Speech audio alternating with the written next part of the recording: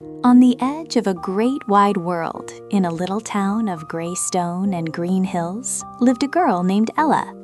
Every evening, from her bedroom window, she watched the strong, confident crows glide across the vast sky, painting invisible lines against the setting sun. Her heart yearned to fly too, but she was small and the sky was so high. All she had were her feet and a small ginger cat named Oliver, who was more interested in sunny spots than cloudy skies. One crisp autumn morning, a gift arrived. From her window, Ella spotted it, a single spectacular feather. It was shimmering gold, dropped by one of those very crows, now tumbling, twisting, and dancing on the wind far beyond her reaching hands. It looked like a tiny magical promise. Ella pushed open her door and began to run. Through the town, up the sloping hills, over fences and around giant trees she chased. Oliver, seeing this sudden, exciting chase, burst from his sun puddle and bounded right beside her. Every time Ella reached, a mischievous gust of wind would snatch the feather away, spinning it higher and faster, always just inches from her outstretched fingertips. The path grew steep, the air got thin, her small legs burned, and her breath was a gasping thing. The ground she ran upon now felt heavy and stubborn. The climb seemed impossible. The feather was a distant sparkle, practically touching the sky she loved.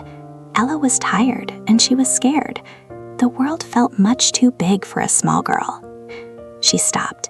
She was exhausted. The vast, empty sky that used to fill her with hope now seemed daunting and far away. She couldn't do it. But then she felt something, a warm weight, a soft, small engine.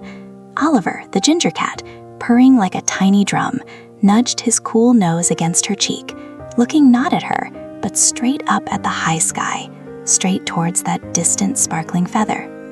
Ella blinked. Oliver didn't see a giant climb. He saw a playful dance. He didn't see the sky. He saw something beautiful, waiting at the top of the world. She breathed, a slow, deep breath, filled with the scent of pine and adventure. The sky wasn't daunting anymore. It was just a climb like all the others.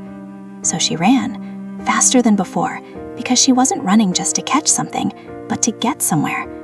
Oliver sprinted beside her, a flash of orange against the vibrant golden leaves. The wind that had teased her before now pushed her from behind, filling her with a strange, soaring strength. Higher, above the trees, above the very town, she was finally there, at the top of the highest hill. And so was the feather. It lay waiting on a flat, smooth stone, still as a sleeping thing. Ella knelt. She didn't grab. Gently, ever so carefully, she let it float from her fingertips into the palm of her hand. It felt as light as a whisper, but it gleamed like a true, captured treasure.